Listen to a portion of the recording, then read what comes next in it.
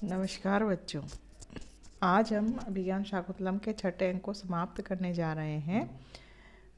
उसको पढ़ने से पहले, अंतिम अध्याय को पढ़ने से पहले हम देख लेते हैं कि कल तक हमने क्या पढ़ा था। हम पढ़ रहे थे कि राजा, विदूषक, प्रतिहारी आदि शकुंतला के चित्र को देखकर उससे संबंधित बातें कर रहे थे। राजा को शकुंतला के त्याग और उसके साथ साथ अपने कुल के उत्पन्न होने वाले, जो शकुंतला के गर्भ में पल रहा कोई बालक, उसके त्याग का भी साथ में उसको अत्यधिक दुख हो रहा था, खेद हो रहा था, और वह दुख और संताप के कारण मूर्छित सा हो गया था। तभी नेपथ्य से आवाज़ आई, नेपथ्य यानी पर्दे के पीछे से आवाज़ आई, बचाओ बचाओ, इस तरीके की। तभी राजा, आगे देखिए, अब कह रहे हैं राजा, प्रत्यागत चेतना है कर्णम दत्वा, कुछ कुछ होश में आकर और कान लगाकर सुनता है। अये माढ़वस्य एव आर्त स्वर है। यह तो माढ़व्य का आर्त स्वर है, पीड़ित सा स्वर, करुण क्रंदन सुनाई पड़ रहा है। कह को अत्र भो, कौन है वहाँ, कौन उसे पीड़ित कर रहा है। प्रवेश करके प्रतिहारी कहती है, संभ्रमम, घबराई हुई सी प्रतिहारी आती है और कहती है, परित्रायताम देवः संशयगतम वयस्यम, कि हे देव, संकट में फंसे हुए आपके मित्र की रक्षा कीजिए। राजा कह रहा है, केन आतगंधो माणवक है, कि कौन उस बेचारे बालक पर अपराध कर रहा है या आक्रमण किया है, किसने किया है, किसके द्वारा किया गया है। प्रतिहारी, अदृष्टि रूपेण केनापि सत्वेन अतिक्रम्य मेघ प्रतिछंदस्य प्रासादस्य अग्रभूमि आरोपित है। प्रतिहारी बताती है कि अदृष्टि रूपेण, जो दृष्टि से दिखाई नहीं दे रहा है, केनापि कोई ऐसा, सत्वेन किसी प्राणी के द्वारा, जो दृष्टि से दिखाई नहीं दे रहा, ऐसे प्राणी के द्वारा अतिक्रम्य है मेघ प्रतिछंदस्य प्रासादस्य, मेघ प्रतिछंद महल के अग्रभूमि यानी ऊपर किसी ने उसको आरोपित कर दिया है। कोई किसी प्राणी ने, जो दिखाई नहीं दे रहा है, अर्थात कोई जंतु है, कोई प्राणी है, कोई भूत प्रेत, कुछ भी हो सकता है, जिसने उसको मेघ प्रतिछंद प्रासाद यानी महल के ऊपर बांध दिया है या पकड़ कर ले गया है। राजा कह रहा है, उठकर कहता है, माँ तावत, ऐसा नहीं हो सकता। ममापि सत्वे अभिभूयन्ते ग्रहा, कि अब हमारे घर भी भूत प्रेतों से डराए जाएंगे। ऐसा हो सकता है कभी कि राजा का महल भी भूत प्रेतों से, ऐसी अदृश्य शक्तियों से डराया जाए। अथवा राजा पुनः कह रहा है, अहन अहन आत्मनेव तावत ज्ञातुम प्रमाद स्खलितम न शक्यम प्रजासु कह केन पथा प्रयाति इति अशेषतो वेदितुमस्ति शक्ति ही। राजा कहना चाह रहे हैं कि अहनि अहनि आत्मन एव तावत, कि प्रतिदिन, रोज रोज के, आत्मन एव तावत यानी कि अपने ही द्वारा किए गए, प्रमाद स्खलितम यानी कि त्रुटियों को न ज्ञातुम शक्यम, मैं जानने में समर्थ नहीं हूँ। प्रमाद के कारण मैंने ही रोज रोज क्या क्या गलतियाँ कर दी होगी, यह भी मैं जानने में समर्थ नहीं हूँ। तो प्रजासु कह केन पथा प्रयाति इति अशेषतो वेदितुम अस्ति शक्ति ही, तो प्रजाओं में कौन किस पथा यानी मार्ग पर, प्रयाति यानी चल रहा है, प्रजाओं में कौन किस मार्ग पर चल रहा है, यह जानने के लिए सामर्थ्य कहाँ से आए, कहाँ हो, या सामर्थ्य है क्या इतना किसी में। हम खुद के ही कार्यों को प्रमादवश यानी किसी भी त्रुटि के कारण अपने किए हुए कार्यों को ही कई बार नहीं जानते, हम उचित अनुचित को भूल जाते। राजा यहाँ पर भी अपने किए हुए कार्य के प्रति पश्चाताप ही कर रहा है। राजा का कहने का तात्पर्य यहाँ है कि जब मैं स्वयं ही अपनी अनेक प्रमादजन्य त्रुटियों तथा धर्म कार्य आदि की गलतियों को नहीं जान पाता हूँ, तो प्रजाजनों में कौन किस उचित या अनुचित मार्ग पर चल रहा है, इसका पूर्ण ज्ञान मुझे कैसे हो सकता है। इस कारण वह कहना चाहता है कि संभव है कि प्रजाजनों के दोषपूर्ण कार्यों से अथवा उनके आचरणों से भूत प्रेत आदि निकृष्ट योनियाँ राजभवनों पर प्रभाव डाल रही हों। और विदूषक को इस प्रकार किसी ने पकड़ लिया हो। तो उसका कहने का तात्पर्य यहाँ पर भी वही शकुंतला के परित्याग से स्वयं को न छुड़ा पाने वाली बात आ रही है व्यंग रूप में। तो यहाँ प्रस्तुत श्लोक मतलब इसके चतुर्थ चरण में काकू होने से अर्थापत्ति अलंकार है यहाँ पर, और सामान्य से विशेष की प्रतीति होने से अप्रस्तुत प्रशंसा अलंकार भी यहाँ पर है। आगे कहते हैं राजा, नेपथ्य से आवाज़ आती है पहले, फिर क्या आवाज़ आती है देखिए। भो वयस्य अविहा अविहा, हे मित्र बचाओ बचाओ। राजा गति भेदेन परिक्रामन, चाल को बदलकर और घूमकर। सखे न भेतव्य, मित्र मत डरो। फिर नेपथ्य से आवाज़ आ रही है, पुनः एतदेव पठित्वा। फिर से वही आवाज़ आती है, कथम न भैष्यामि, कैसे नहीं डरूं। एष माम कोऽपि प्रत्यवनत शिरोधरम इक्षुमेव त्रिभंगम करोति, कि मैं कैसे नहीं डरूं, यह कोई मुझे प्रत्यवनत यानी नीचे की ओर मेरा सिर रखकर और 3 प्रकार से तोड़ने की कोशिश कर रहा है। त्रिभंगम, 3 प्रकार से मुझे तोड़ने की, मेरा सिर नीचे कर दिया है किसी ने, मुझे नीचे की तरफ लटका दिया है और 3 प्रकार से मुझे तोड़ने की कोशिश कर रहा है, मैं कैसे न डरूं। राजा कहता है, स दृष्टिक्षेपम, दृष्टि डालकर कहता है, धनु तावत, धनुष लाओ, धनुष कहाँ है मेरा।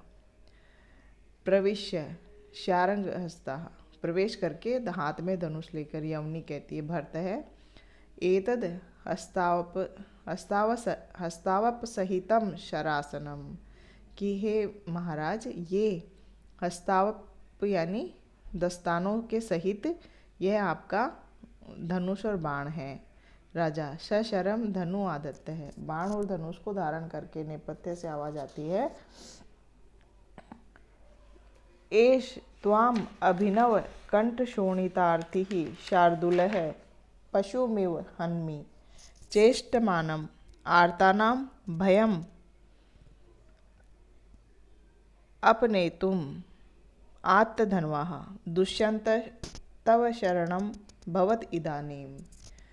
नेपथ्य से फिर से आवाज आती है कि यह तुम अभिनव कंठ शोणितार्थी ही, नए कंठ के नए नए खून के चाहने वाले शार्दुल के द्वारा पशु में पशु के समान हन्मी मार दिए जाओगे मेरे द्वारा। चेष्टमानम छटपटाते हुए, तुम छटपटाते हुए मेरे द्वारा। उस शार्दुल मैं उस शार्दुल के समान हूँ जो पशु को किसी पकड़े हुए पशु को, छटपटाते हुए पशु को उसके कंठ के नवीन रक्त के अभिलाषी शार्दुल के समान अब मैं तुम्हें मार दूंगा। आर्तानाम भयद अपनेतुम आत्तधनवा, कि आर्तानाम यानी कि पीड़ितों के भय को दूर करने वाले, अपने तुम दूर करने वाले, आत्तधनवा धनुष को धारण करे हुए, दुष्यंत ही तव शरणम भवत इदानीम, अब तुम्हारी रक्षा कर सकते हैं, दुष्यंत ही तुम्हारा आश्रय बन सकते हैं। मैं तो तुम्हें कंठ के ताजे ताजे खून के पीने के इच्छुक सिंह के समान, छटपटाते हुए पशु के समान मार डालूंगा। अब पीड़ितों की रक्षा करने वाले दुष्यंत ही तुम्हें बचा सकते हैं। ऐसी आवाज़ नेपथ्य से आती है। राजा जैसे ही रक्षा के लिए धनुष बाण उठाता है तभी ये आवाज़ आती है, यानी कि वह जो व्यक्ति छिपकर ये सब कार्य कर रहा है अदृश्य होकर, वह राजा को देख रहा है। इससे यहाँ पर यह लक्षित हो रहा है, राजा को लक्ष्य करके ही यह कहा गया है। उसके आगे पुनः राजा कहते हैं, स रोषम, रोष में आकर, गुस्से में आकर राजा कहते हैं, कथम माम एव उद्दिश्यति, क्या मुझे उद्देश्य करके ये कहा जा रहा है, मुझे चैलेंज किया जा रहा है। राजा को क्रोध आ जाता है कि मुझे कहा जा रहा है ये सीधा सीधा। तिष्ठ कुण पाशन, की रुको, कुण पाशन यानी शव खाने वाले हे प्रेत तुम रुको। त्वम इदानीम न भविष्यसि, अब तुम नहीं रहोगे, भविष्य में अब तुम्हारा कोई अस्तित्व नहीं रहेगा। शारंगम आरोप्य, धनुष को साध कर कहता है, वेत्रवती सोपान मार्गम आदेश है, मुझे सीढ़ियों का मार्ग दिखाओ। प्रतिहारी कहती है, इतः इतो देव है, देव इधर से आइए। सर्वे सत्वरम उपसरंती, सभी शीघ्रता से पास में चले जाते हैं। राजा समन्ताद विलोक्य, चारों ओर देखकर कहता है, शून्यम खलु इदम, यहाँ तो सब कुछ शून्य है, कुछ दिखाई नहीं पड़ रहा। तभी पुनः नेपथ्य से आवाज आती है, अभिहा अभिहा अहम अत्र भवंतम पश्यामि, कि बचाओ बचाओ, मैं तो यहाँ हूँ, आपको देख रहा हूँ। त्वम माम न पश्यसि, तुम मुझे नहीं देख पा रहे हो। बिड़ाल ग्रहितो मूषक इव निर्मासो अस्मि जीविते समृत है, कि बिड़ाल बिल्ला जिस प्रकार से मूषक को पकड़ लेता है, उसी प्रकार से मैं इस राक्षस के द्वारा, इस व्यक्ति के द्वारा पकड़ लिया गया हूँ, और निराशो अस्मि जीविते समृत, और मेरे जीवन की अब कोई आशा नहीं बची है। राजा कहता है, भो तिरस्कारिणी गर्वित, हे तिरस्कारिणी विद्या पर गर्व करने वाले अदृश्य जीव, मद इयम अस्त्रम त्वाम द्रक्ष्यति, अब मेरा अस्त्र ही तुम्हें देखेगा, अर्थात अब मैं बाण चलाऊंगा तो सीधा तुम पर ही जाकर लगेगा। अस्त्र ऐसा वाला चलाऊंगा जो तुम्हें भेद देगा। एस तम ईशुम संधते, और अब मैं यह बाण चढ़ाता हूँ। यो हानिष्यति वध्यम त्वाम रक्षिष्यति द्विजम, हंसो ही क्षीरम आदत्ते तन्मिश्रा वर्जयति अपह, कि यो हानिष्यति वध्यम त्वाम, जो कि ऐसा ये मेरा बाण जो कि तुम्हें, जो कि हानिष्यति मारे जाने योग्य है, उसको तो मार डालेगा। वध्यम मारे जाने योग्य वह जो है तुम, उसे तो यह मार डालेगा मेरा अस्त्र। और रक्षम जो रक्षा करने योग्य है, द्विज यह ब्राह्मण, यह मेरा मित्र, उसकी रक्षति रक्षा करेगा, रक्षिष्यति उसकी रक्षा करेगा। किस प्रकार? जैसे इन्होंने एक उदाहरण दिया है कि हंसो ही क्षीरम आते तन मिश्राहा वर्जयति अपह, कि हंस जिस प्रकार क्षीरम दूध को धारण कर लेता है, दूध को ग्रहण कर लेता है, और तन मिश्राहा और उसमें मिले हुए वर्जती ही अपह, अप यानी जल, उसमें मिले हुए जल को छोड़ देता है, उसी प्रकार से मेरा यह बाण तुम्हें मार डालेगा और इस ब्राह्मण की रक्षा कर लेगा। इति अस्त्रम संधते, इस प्रकार अस्त्र साधने लगता है। ततः प्रविशति विदूषक उपसृत्य मातली, उसके वह जब जैसे ही धनुष बाण चलाने लगता है, उसी समय विदूषक को छोड़कर मातली का प्रवेश होता है। ततः प्रविशति विदूषकम उत्सृज्य, विदूषक को छोड़कर मातली प्रवेश करता है। मातली कहता है, राजन कृतः शरव्यम हरिणा तव आसुरः, शरासनम तेषु विकृष्य तद इदम, प्रासाद सौम्यानि सताम सूर्यजने पतन्ति चक्षुंसि न दारुणः शराः, कि कृतः शरव्यम हरिणः तव आसुरः, कि वह कहना चाहते हैं राजा से कि इंद्र ने तव तुम्हारे बाणों को, असुरः यानी कि राक्षसों पर तुम्हारे बाणों को लक्ष्य बनाया है, राक्षसों को बनाया है, तुम्हारे बाणों का लक्ष्य बनाया गया है। हरिणा यानी इंद्र, इंद्र के द्वारा तुम्हारे जो ये बाण हैं उनको, उनके लक्ष्य असुरों को बनाया गया है। शरासनम तेषु विकृष्यता इदानीम, तो इस धनुष को उन असुरों पर ही विकृष्यताम चढ़ाइएगा या उसी पर तानिएगा। आपके बाणों के लिए इंद्र ने असुरों को लक्ष्य बनाया है, तो आप अपने धनुष को उन्हीं पर तानिएगा। प्रसाद सौम्यानि सताम सुरिजन, सज्जन मित्रों के ऊपर तो प्रसन्नता से, प्रसाद सौम्यानि प्रसन्नता से रमणीय, चक्षुंसी यानी नेत्रों को ही, पतंती गिराओ, न दारुणा शराना की कठोर बाणों को। वह अपने सामने आ जाता है, जो भी अदृश्य प्राणी था वह राजा के सामने आ जाता है और कहता है, साक्षात प्रकट होकर, जो कि इंद्र का सारथी है, वह कहता है, राजा दुष्यंत से कहता है कि देवराज इंद्र ने आपके बाणों का लक्ष्य तो असुरों को बनाया है, अतः उन पर ही इस धनुष को चढ़ाइए, क्योंकि अपने प्रियजनों पर और सज्जनों पर तो प्रेमपूर्ण नेत्र ही डालने चाहिए। उन्हें तो स्नेहपूर्ण दृष्टि से ही देखकर प्रसन्न करते हैं, उन पर कठोर बाण नहीं चलाते हैं। पुनः राजा कहते हैं संभ्रमम, अचानक घबराकर कहते हैं, और संभ्रमम अस्त्रम उपहरण, अस्त्र को उतार कर कहते हैं अये मातली, अरे मातली, स्वागतम महेंद्र सारथे, हे महेंद्र के सारथी तुम्हारा स्वागत है। प्रविश्य, प्रवेश करके, राजा के सामने प्रवेश करके विदूषक कहता है अहम येन इष्ट पशुमारम मारित है, कि मैं जिसके द्वारा इष्टि पशुमारम, यज्ञ के पशु के समान मारा जा रहा था, सो वह तो अनेन स्वगतेन अभिनंदते, वह यह तो स्वागत के द्वारा अभिनंदन किया जा रहा है, वह व्यक्ति तो स्वागत किया जा रहा है, स्वागत के द्वारा अभिनंदन किया जा रहा है उसका। तो मातली कहता है, सस्मिता मुस्कुरा कर कहता है आयुष्मान श्रूयताम यद अर्थ अस्मि हरिणः भवत सकाशम प्रेषित है, कि आयुष्मान सुनिए, जिस कार्य के लिए इंद्र के द्वारा मुझे यहाँ आपके पास भेजा गया है वह बात सुनिए। राजा कहता है अब ही तो अस्मि, मैं सावधान हूँ, अर्थात मैं तैयार हूँ, बताओ। मातली कहता है अस्ति कालनेमी प्रसूति दुर्जयो नाम दानव गण है, कि कालनेमी नामक राक्षस के जो वंशज हैं दानवगण, दुर्जय नाम के दानवगण हैं। राजा कह रहा है अस्ति श्रुत पूर्वम मया नारदात, हाँ मैंने पहले नारद के द्वारा भी यह सुना है।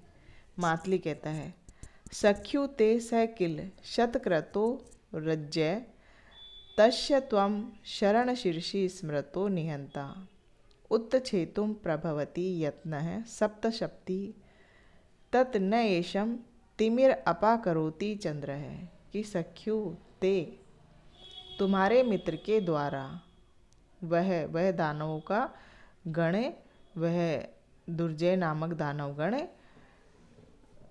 शतक्रतो अजय है, इंद्र के द्वारा अजय हैं, तो तुम्हें रणशीर्ष यानी कि युद्ध में आगे करके तुम्हें उनका विजयकर्ता घोषित किया गया है। अर्थात यहाँ पर इंद्र के सारथी का कहने का मतलब यह है कि इंद्र के द्वारा वह अजय है, आप ही उन राक्षसों को युद्ध भूमि में मार सकते हैं, ऐसा उद्देश्य बनाया गया है। उच्छेतुम प्रवृत्ति यत्न सप्तशक्ति, जिस प्रकार सप्तशक्ति यानी कि सूर्य जिस प्रकार उच्छेतुम न यानी कि छेद नहीं कर सकता, उच्छेद नहीं कर सकता, नाश नहीं कर सकता, जिस प्रकार सूर्य किसका नेशम रात्रि के अंधकार का जितना कि चंद्रमा कर सकता है। सूर्य तो उदित होकर जब दिन हो जाता है तब रात्रि का विनाश करता है, लेकिन रात्रि के समय में तमिर का यानी अंधकार का छेदन कौन कर सकता है? चंद्रमा ही कर सकता है। यहाँ पर इंद्र के सारथी का तात्पर्य क्या है मातली का, कि अपने आगमन का कारण बताता है पहले तो, और कहता है कि वह दानवगण जो है वह इंद्र के द्वारा अजेय हैं, अतः आप ही उन्हें समरभूमि में मार सकते हैं। इसी उद्देश्य से आपको आमंत्रित करने हेतु मेरे स्वामी ने मुझे आपके पास भेजा है। और बड़ी ही चतुरता से उसने बताया है कि इंद्र को राजा का मित्र कहते हुए कहा है कि राजा और चंद्रमा और इंद्र और सूर्य आपस में उपमित किए गए हैं, और कहा है कि मित्र कार्य की आवश्यक प्रतिपद्यता का भी संकेत यहाँ पर किया गया है। तो यहाँ पर प्रतिबिंब भाव होने से दृष्टांत अलंकार है।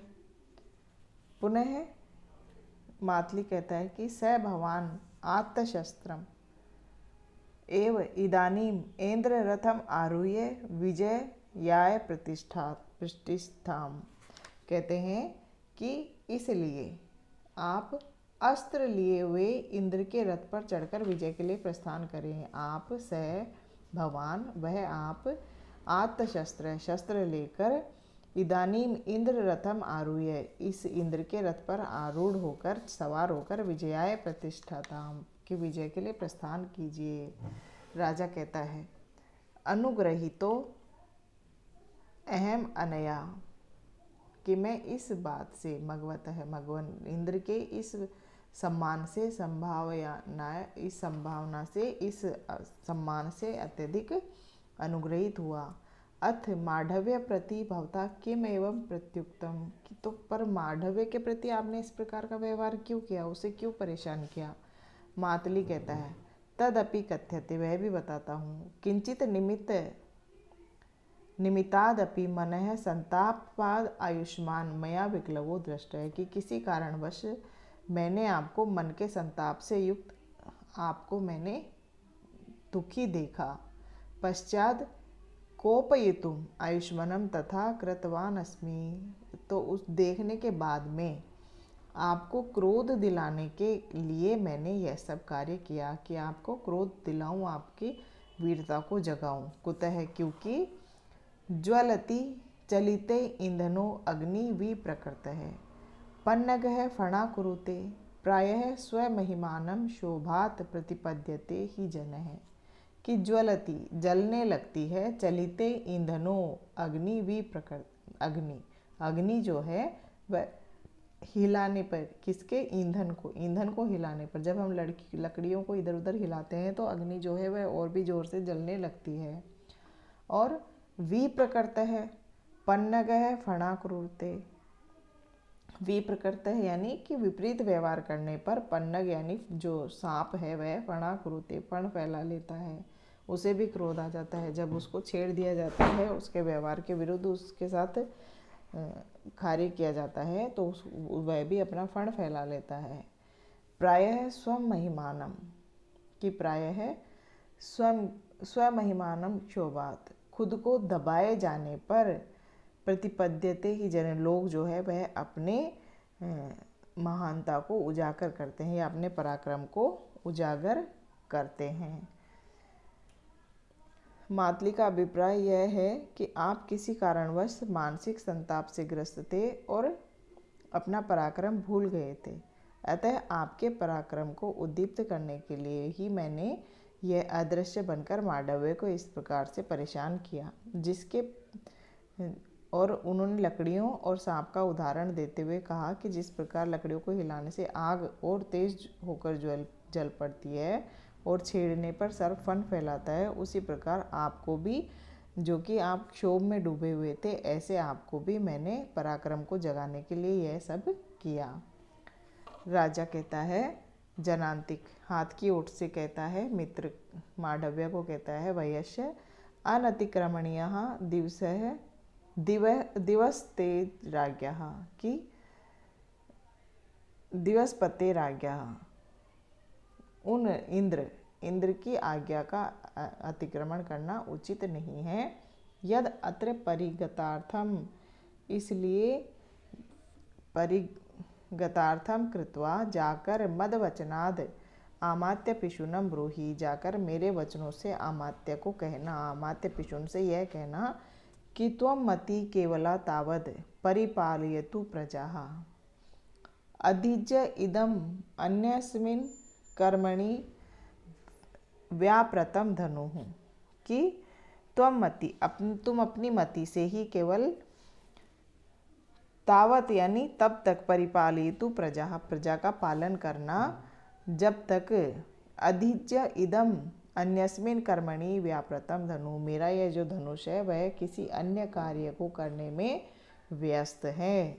जब तक मेरा यह धनुष किसी अन्य कार्य में व्यस्त है, तब तक आप अपनी बुद्धि से प्रजा का पालन करना, ऐसा राजा विदूषक से कहकर भेजता है, ताकि राजकार्य चलता रहे और वह इंद्र का कार्य करके लौट सके।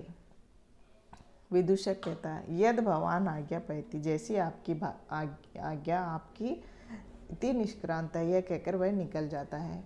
मातली कहता है, आयुष्मान रथम आरोहतु, आयुष्मान आप रथ पर आइए। राजा रथा अधिरोहणम नाट्यति, राजा रथ पर चढ़ने का नाटक करता है। इति निष्क्रांतः सर्वे, और सभी निकल जाते हैं। इति षष्ठो अंक है, और इस प्रकार छठे अंक का समापन हो जाता है। तो बच्चों आज हमने छठे अंक का समापन कर लिया। कल से हम सातवें अंक जो कि अभिज्ञान शाकुंतलम का अंतिम अंक है उसका अध्ययन प्रारंभ करेंगे। बच्चों मैं आप लोगों से एक बात कहना चाह रही थी कि आप लोगों किताबों को अवश्य खरीद लीजिए। किताब होना बहुत ज़रूरी है आप लोगों के पास में। जब तक किताब नहीं होगी आप साहित्य को पढ़ने में थोड़ी सी परेशानी होती है, इसलिए आप किताब अवश्य ही खरीद लें। और जब मेरी ये क्लास चल रही हो तो किताब को आप अपने सामने रखेंगे तो ज़्यादा अच्छा रहेगा। मैं आपको शब्दों के अर्थ आदि सब बताती हूँ, तो जब शब्द और किताब आपके सामने रहेगी तो उसको पढ़ने में बहुत आसानी रहती है। तो अगली कक्षा से हम सातवां अंक प्रारंभ करेंगे।